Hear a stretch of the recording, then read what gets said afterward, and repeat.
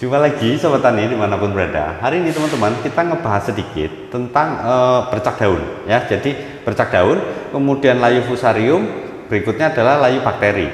Nah ini hubungannya apa teman-teman? Karena untuk pengendaliannya kita mesti terpadu, sistematis dan juga masif teman-teman. Walaupun masif di sini nggak seperti kayak kata-kata politikus itu ya. Jadi caranya gimana? Yuk teman-teman yang belum subscribe, subscribe dulu lah. Yang udah subscribe terima kasih. Teman-teman luar biasa. Jangan lupa komennya loh coy.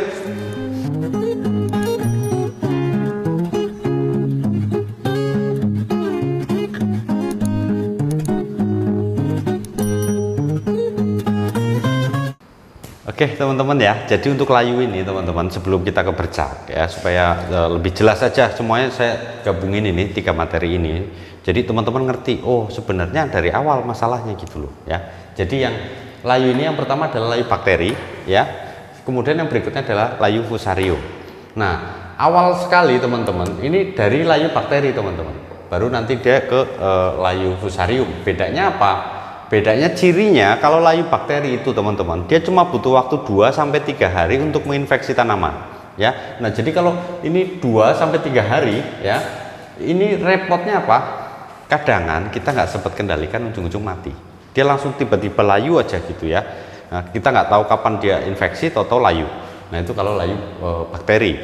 Jadi ini menyebabkan kerugian cukup tinggi kalau bibit teman-teman yang teman-teman tanam itu mengandung bakteri. Makanya nanti kita bahas gimana cara mencegah dan juga mengobatinya. Ya, kemudian kalau layu fusarium, jadi ini asalnya jelas ya teman-teman. Bakteri ini asalnya adalah pertama dari bibit, ya, bibit. Kemudian yang kedua dia juga dari media tanamnya, ya, media tanam. Nah ini asalnya teman-teman. Jadi karena layu bakteri termasuk dalam layu penyakit yaitu yang dari tular tumbuh. Jadi tanaman sebelumnya. Bakteri ini teman-teman bisa bertahan dalam tanah sampai 2 tahun.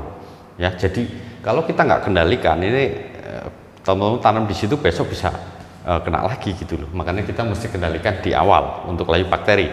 Sedangkan layu fusarium ini rata-rata disebabkan oleh karena cuaca teman-teman. Ya, cuaca kemudian oleh drainase. Ya, drainase seperti saya sering bilang ya bahwa ini hubungannya adalah sama genangan air, genangan. Jadi tinggi bedengan itu pengaruh teman-teman. Semakin tinggi bedengan dia akan semakin baik untuk mencegah fusarium ya. Kemudian yang kedua adalah jarak tanam ya, jarak tanam. Nah jarak tanam ini pentingnya apa?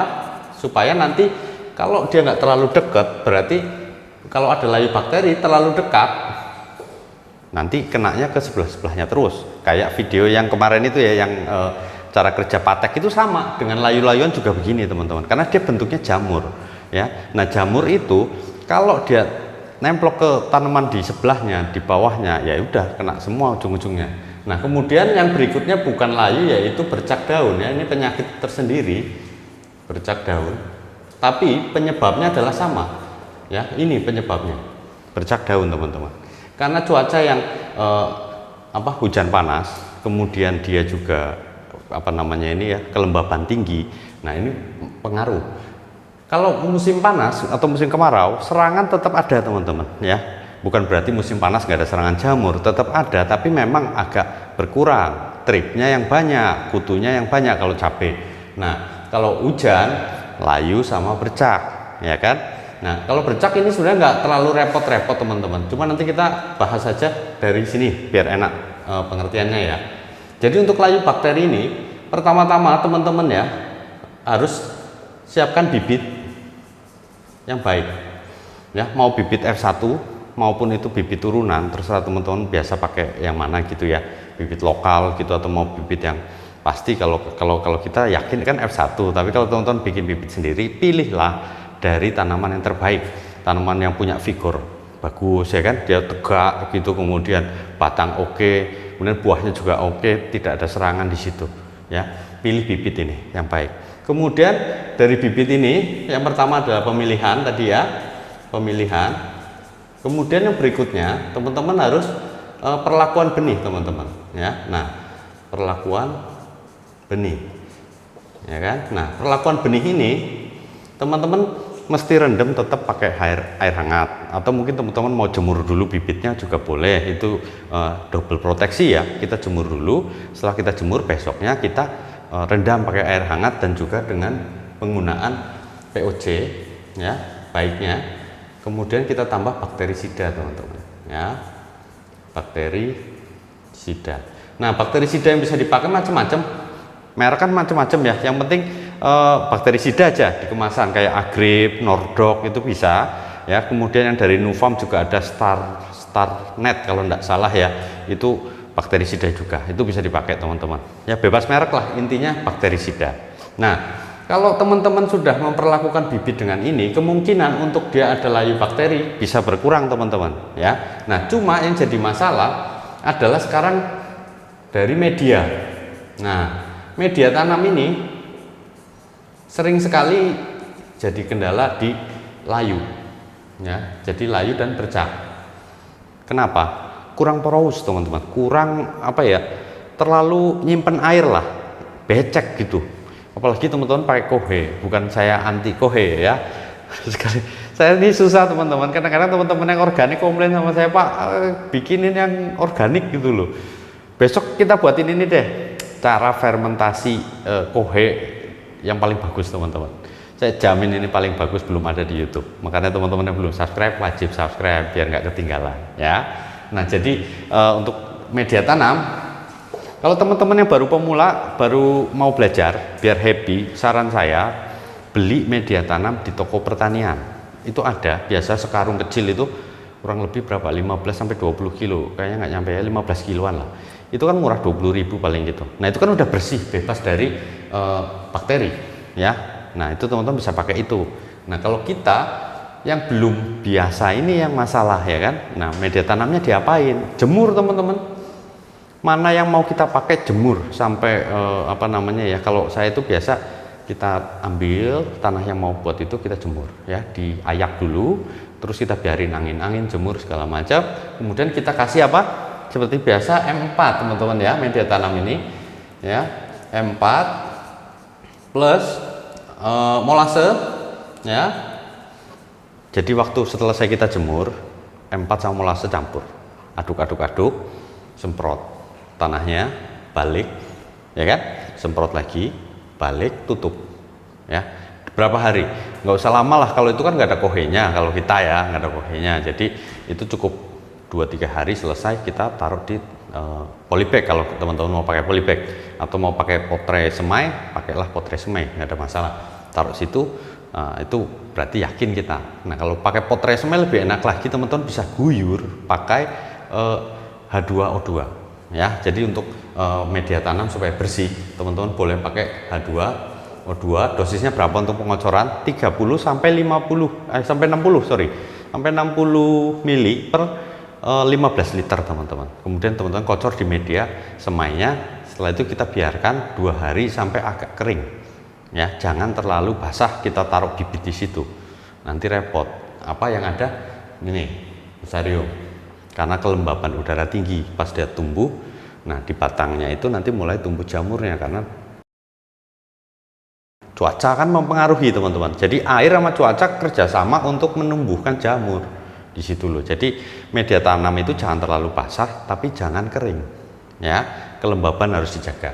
Nah, ini dari media tanam teman-teman. Kemudian yang berikutnya adalah dari tanahnya sendiri. Nah, yang dari tanahnya ini yang masalah kan. Nah, kalau teman-teman punya lahan bekas-bekas tanaman terong-terongan ya, saya nggak ngerti kenapa cabai masuk ke terong-terongan, tapi secara ilmiah seperti itu teman-teman. Jadi tanaman terong, tomat ya kan, itu hati-hati teman-teman, kita harus sebar trichoderma di medianya. Nah, kalau di media doang kita nggak akan cukup untuk mengendalikan ini, akan repot. Nah, jadi kita taruh di media tanam semai ya, media tanam yang semai. Jadi tadi kita kasih M4 molase ya, sebelum kita taruh bibitnya, sebelum kita pindah ke polybag, sebarlah dulu di media semainya. Jadi kita aduk lagi, kita buka kan, udah selesai tadi pakai M4 sama molase, kemudian kita kasih M4 sebar, trichoderma ya, trichoderma sebar, kemudian aduk, sebar lagi, aduk ya, jangan terlalu banyak, jangan terlalu sedikit lah. Sedang-sedang kita pakai karena ngitung biaya produksi lagi teman-teman, jangan sampai nanti kita rugi gitu ya. Nah, jadi waktu dari semaian itu sudah ada trichoderma dalam polybag. Jadi teman-teman mesti pahami bahwa agen hayati, misalnya ini polybag ya, gini ya. Nah, ini kita di sini sudah ada M4 ya. Kemudian sudah ada juga triko ya kan. Atau teman-teman mau pakai anfus itu lebih bagus untuk media semai ditambahkan ya. Nah, pakai anfus misalnya ya, anfus ini kan sudah ada triko dan juga sudah ada satunya lagi itu apa itu ya, isi anfus ini udah 2 bahan aktif ini di sini, agen hayati. Nah, ini sedikit, memang benar sedikit, tapi cabai itu butuh waktu kurang lebih 25 hari ya, 25 HSS untuk kita bisa pindah ke lahan ya kan. Nah, keuntungannya apa kalau kita pakai triko dan M4 atau mungkin anfus di media semai, waktu 25 hari kan kita siramin terus ya kan, kita lihat perkembangannya gimana, semprot pupuk organik. Makanya saya saranin untuk di semaian pupuk organik teman-teman ya, kita semprot, nanti tambah banyak ini. Nah, waktu kita pindah kan kita tinggal sobek, ini sobek jeret, nah taruh situ, kita siram, nanti dia akan tumbuh di misal media tanam begini ya, bedeng ya, misal kita taruh pola zigzag ya, gini ya, supaya drainase tadi, jarak tanam bener gitu. Nah, misalnya begini. Nah, ini dari setiap lubang kita kasih ini, kemudian efeknya apa? Dia akan nyebar gitu loh. Jadi lama-lama ini nanti M4 untuk apa? M4 ini adalah penambat fosfat, penambat nitrogen. Teman-teman mesti pahami fosfat susah hancur ya. Kemudian yang kedua, nitrogen itu bentuknya sebenarnya gas. Makanya ada amoniak di situ kalau di pupuk urea. 46% cuma nitrogennya, sisanya pengotornya, carriernya itu adalah amonia untuk nangkep gasnya teman-teman. Makanya kalau kita kasih urea subur sebentar, kenapa? Karena nguap. Nah, itu perlu bakteri untuk penambat ini teman-teman ya, untuk menambatkan nitrogen dan juga fosfat. Nah, yang trikonya berfungsi sebagai agen hayati, jadi kita nggak telat untuk mengendalikan nanti layu bakteri, karena layu bakteri nggak ada obat, hitung-hitung teman-teman. Tingkat keberhasilannya 50-50 ya, kita nggak bisa bilang sampai 60% ya, saya nggak berani ya, saya selalu bilang 50-50 lah gitu, tapi ada kemungkinan dia sembuh gitu ya, nasib-nasib lah kata orang ya kan. Nah, itu untuk ini, tapi pentingnya adalah di semaian ya, media semaian kita pakai mesti mengandung M4 triko atau merek yang anfus ya. Kalau bagus anfus, cuma masih jarang saya temui di teman-teman. Banyak yang komen, Pak, saya di sini nggak ada anfus, adanya triko ya kan. Ya nggak apa-apa lah, pakai mana yang ada ya. Kalau teman-teman mau kayak kita, modelnya mau tanam, saya siapin dulu semua listnya, butuhnya apa saya beli semua ya, baru kita tanam. Jadi kita perang harus bawa senjata teman-teman, jangan tangan kosong ya.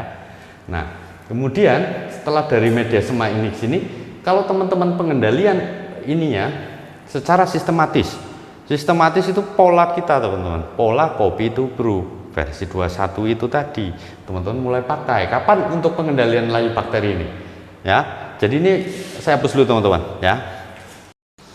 Oke teman-teman ya, jadi untuk media semai tadi udah jelas ya, kita mesti campurkan. Di situ ada M4, molase, kemudian anfus. Anfus itu tadi ini apa? Glio teman-teman satunya, jadi trichoderma plus glio ya. Nah, kemudian bedengan, pentingnya penggunaan mulsa teman-teman. Jadi untuk menjaga kelembaban tanah, kemudian juga kita bisa hemat air, hemat pupuk gitu ya kalau kita pakai mulsa. Kemudian cahaya matahari nanti mantul itu juga bisa memperbaiki apa namanya ya, sirkulasi udara dan juga ini mencegah jamurnya tumbuh teman-teman ya. Jadi bagus sekali kalau teman-teman mau pakai mulsa itu gitu. Nah, kemudian untuk polanya itu sendiri, pencegahannya dulu ya. Jadi untuk bakterisida tadi kan udah jelas di semai kita harus rendam dengan bakterisida. Nah, kemudian untuk penyemprotannya teman-teman ya, penyemprotan ini teman-teman mesti pakai ya, Bion M boleh ya, Bion M ya. Kemudian teman-teman mesti tambahkan, kalau ini sebenarnya kloratonil udah cukup ya, kloratonil udah cukup ini teman-teman. Cuma kadang-kadang teman-teman aduh takut ada bakteri gimana, teman-teman boleh tambahkan lagi di sini bakterisida ya, bakterisida ya. Nah, ini ditambahkan umur berapa? Ini umur 14 sama umur 21, teman-teman. Ya, tujuannya adalah sistemik itu tadi, teman-teman. Jadi pencegahan dengan cara imunisasi. Kita kasih imun dulu ke tanamannya supaya nanti bisa mengendalikan dengan kemampuan dia itu mencegah bakteri itu bisa tumbuh, teman-teman, ya. Nah, misal Bion mahal nih, ya kan, klorotonil mahal, ini mahal-mahal semua ini klorotonil. Nah, teman-teman boleh pakai Nevos, itu 3 bahan aktif di situ pun nggak masalah, ya. Nevos plus tetap teman-teman pakai ini, ya. Kalau teman-teman nggak mau pakai klorotonil gimana? Nah, disinilah kenapa saya bilang bercak daun kemudian layu itu menjadi satu pengendalian yang harus terpadu, teman-teman. Makanya kita saranin klorotonil. Kenapa? Karena bercak daun itu kita harus semprot dengan bahan aktif yang klorotonil, itu bisa langsung sembuh, teman-teman, bisa langsung kering gitu ya. Nah, kemudian kalau hidrogen peroksida gimana? Boleh nggak dipakai? Boleh, plus H2O2 ini udah cukup, ini nggak dipakai pun nggak masalah gitu loh, karena hidrogen peroksida ini adalah desinfektan, jadi ada bakteri pun mati, virus saja dia bisa nahan, ya. Nahan ya, bukan ngobatin ngilangin virus, teman-teman, tapi menahan. Jadi Nevos plus H2O2 atau Bion M plus H2O2. Nah, H2O2 ini tidak akan menyebabkan resistensi, teman-teman. Ya, jadi kadang-kadang teman-teman berapa kali Pak? 2 kali, 3 kali, 4 kali gitu, bebas. Ya, intinya kalau H2O2 kembali lagi kita hitung biaya. Kira-kira kalau kita pakai H2O2 perlu nggak kita fungisida lagi? Ini fungisida kontak. Nah, tetap kita perlu fungisida satu lagi, teman-teman. Makanya kalau Nevos ini 3 bahan aktif di sini sudah ada, yaitu ini Mancozeb, ya. Mancozeb. Pentingnya apa Mancozeb? Rain cover, teman-teman, seperti biasa, ya. Pelindung dari hujan. Nah, ini Mancozeb ini ada di Nevos, ada di Bion. Ya, jadi ini saling keterkaitan antara bakteri dan bercak. Ya, supaya kita mengendalikannya satu kali, nggak perlu kendalikan bercak, kendalikan layu, ya. Jadi sekali kita pakai ini. Oke ya, ini udah cukup jelas ya, teman-teman ya. Tinggal kita bahas masalah layu fusariumnya itu gimana. Nah, itu ada harapan bisa sembuh karena infeksinya lumayan, dia butuh waktu kurang lebih 10 hari. Kalau kita nggak tanganin, dia mati, teman-teman. Nah, caranya gimana? Yuk kita simak lagi. Nah, untuk fusarium sendiri gimana, teman-teman? Jadi kalau ini kan udah jelas tadi bercak daun dan layu bakteri kita bisa kendalikan atau cegah ya ini ya. Nah, untuk mengobati dulu nih, saya kelupaan tadi, teman-teman. Ngobatinnya gimana? Jadi pengobatan layu bakteri dan layu fusarium itu sama, teman-teman, caranya ya. Nah, bedanya kan ini tadi infeksinya cuma 2 sampai 3 hari ya. Kita harus segera kendalikan dan kadang-kadang nggak keburu, teman-teman. Makanya kita perlu cegah di sini. Karena layu bakteri ini dia menyerang fase awal pembibitan ya, kemudian nanti dia di fase vegetatif. Biasanya di umur 40 ini layu bakteri udah nggak ada biasanya ya. Nah, layu fusarium masih ada kemungkinan di umur fase generatif, teman-teman. Makanya di sini di layu bakteri kita mesti lakukan yaitu pencegahan dari awal, dari media semai apa semua sampai akhirnya penyemprotan di umur 14 dan 21 ya. Nah, Nevos ini kan tadi bahan aktifnya 3, ada juga dia klorotonilnya, jadi aman. Ini lebih murah juga, lebih terjangkau, teman-teman bisa pakai, plus H2O2. Oke, nah kecuali teman-teman pakai Nevos nggak usah lagi ditambahin Mancozeb, pakai Bion juga nggak usah lagi ditambah Mancozeb untuk mencegah ini bercak, ya. Jadi bercak sebenarnya nggak terlalu ribet gitu, cuma tinggal kita aja kendalikan. Nah, boleh campur pupuk nggak?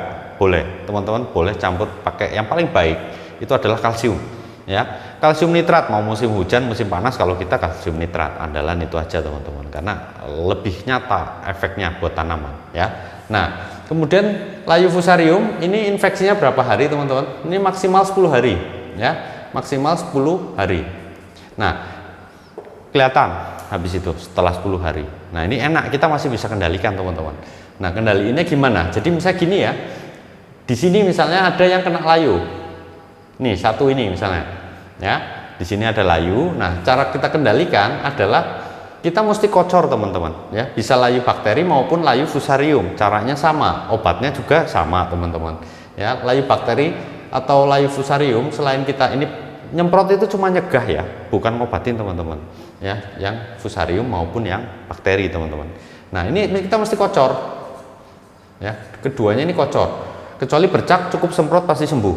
Nah, kalau fusarium sama bakteri ini kita mesti kocor. Bahannya apa? Yang pertama ada tembaga, ya, bahan aktif tembaga, atau teman-teman juga bisa boleh pakai yang sulfur, ya, bahan aktif sulfur, ya. Jadi kita kocor, kemudian kita tambahkan lagi bakterisida, teman-teman, ya, bakterisida. Nah, ini kita bisa campurkan. Nah, kemudian pengendalian nggak bisa, misalnya ini yang kena sini terus teman-teman cuma kocor di sini, nggak bisa. Teman-teman mesti kecor ke sini, ya, 5 sana, ya. Jadi sini 5 sama, ya, sini 5. Jadi atas bawah itu 5, ya. Kemudian sebelah sininya kita juga perlu, teman-teman. Ini sini, ya, kita hitungnya dari sini boleh, dari sini boleh, sama ke sana 5, ya, sini 5. Nah, kemudian ini sini juga sama, ke sana 5, ya, ke sini 5. Nah, kita harus lokalisir ini supaya dia nggak kena ke tanaman yang lain, karena kalau dia bersenggolan aja, jamur itu bisa tumbuh di situ, karena dia aseksual, teman-teman, ya. Jadi jamurnya tumbuh terus pokoknya. Makanya kita harus lokalisir. Jangan lupa semprot ini H2O2, jadi nanti bercak nggak ada, fusarium kita bisa tanganin, ya. Nah, ini biasanya cirinya yang kedua yaitu jam 10 pagi itu sampai jam 3 gitu, teman-teman kontrol ke lapangan ada nggak yang layu. Nah, kalau ada yang layu sore-sore seger lagi, pasti fusarium, ya. Jadi ini harus dikocor, bakterisida, bahan aktif boleh dipakai tembaga atau sulfur, ya, kemudian plus bakterisida. Kalau ditambah H2O2 gimana? Boleh nggak? Boleh, ya. Teman-teman boleh tambahkan ini, dosisnya sama per 15 liter adalah 30 sampai 60. Teman-teman hitung lagi untuk biaya, kembali lagi, ya. Itu berapa kali aplikasi kocoran ini, teman-teman? 3 kali. Jeda waktu berapa? 3 hari, ya. Harus cepat, teman-teman. Kalau nggak cepat keburu dia layu lagi, jamurnya nggak bisa kita kendalikan, mati, akhirnya mati, ya. Kalau nggak nyerang sebelahnya, kalau nyerang sebelahnya kan kita rugi, ya. Nah, ini pengendaliannya. Jadi bercak daun, layu bakteri, layu fusarium. Kalau kita cegah layu bakteri, itu kita bonus pengendalian bercak, teman-teman, ya. Nah, kalau fusarium kita kocor, kita juga bisa mengamankan berapa tanaman ini supaya bebas dari bakteri juga, karena kita tambahkan bakterisida di situ, ya. Nah, itu caranya, teman-teman. Tetap semangat, jaga mood, Gusti berkahi.